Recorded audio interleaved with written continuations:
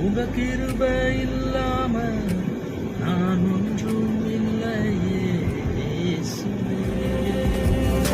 இயேசப்பா நம்மளுடைய பாவங்களுக்காக மரித்தார். அவருடைய தழும்புகளால் நாம் குணமாகிறோம். ஹல்லேலூயா.